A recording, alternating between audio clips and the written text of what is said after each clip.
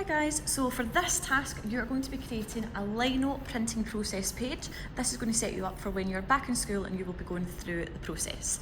So requirements that you will need to have in there, obviously you're going to have your title, Lino printing process, and then you will include 7 steps, so you'll be able to see on the following slides all of the 7 steps that we have in the process that are detailed there.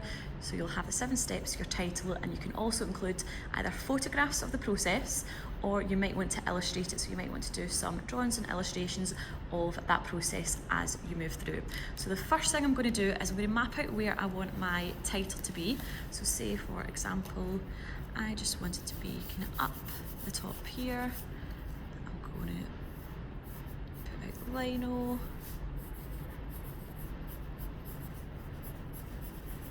Printing, and then I want to have my process down the bottom. So one thing you want to make sure that you do is be really creative with your presentation.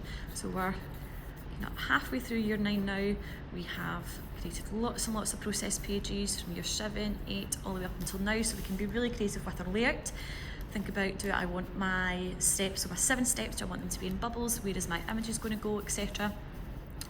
How do I want it to be laid out? So I am going to start with, I like to kind of box things off roughly so I know where it's going to be. So I maybe want 1, I might want a slightly smaller one, 2. Again, you can vary the shape, the size. They don't have to be in boxes. How you create this is entirely up to you. I might want some arrows going up. So again, I would then have step 1, step 2. So again, be really creative with your layout, your presentation, and then I'm going to come down with step 4, 5, 6, and 7.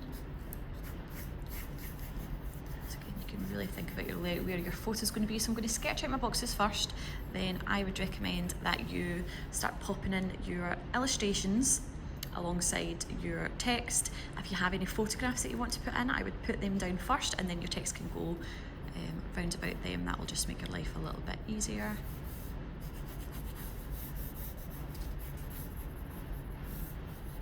So I'm going to have step 5 here.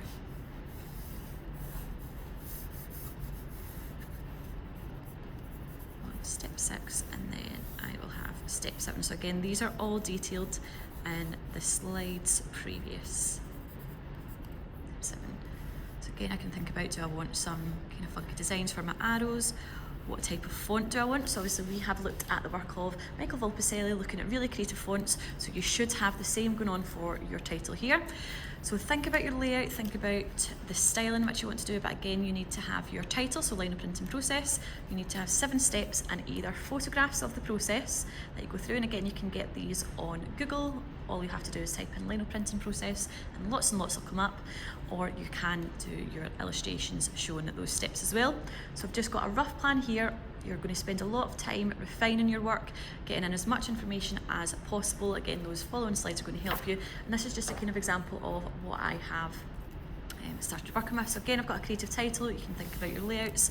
I'm then going to have step 1 here, step 2, etc. I'm going to then pop in some little arrows that I'm then going to make look quite bold. So I've got it looking a bit like a kind of comic book design here, so I want it to be really quite graphic and bold.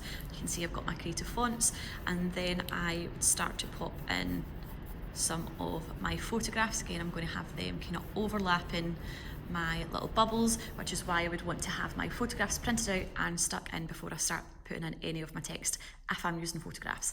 If I'm going to be illustrating it, again, I would perhaps want to draw in some of those illustrations first, and again, they can be really quite small, don't have to be too large, just showing that process. But again, think about your presentation, the content you need to have, and the process is on the next few slides.